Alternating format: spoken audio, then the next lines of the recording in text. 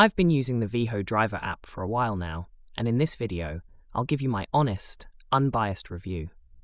Whether you're just curious or seriously considering joining as a driver, I'll cover the key features, potential risks, and what to expect. By the end of this video, you'll know exactly how the Veho app works and if it's worth your time. The Veho Driver app is essentially a logistics platform built for independent drivers. It helps you deliver packages efficiently while keeping full control of your schedule. Within the app, you can browse available routes, accept delivery shifts, and manage your stops in real time. One of the biggest advantages is flexibility. You can choose routes that match your availability, and your income is tied to completed deliveries. No guesswork.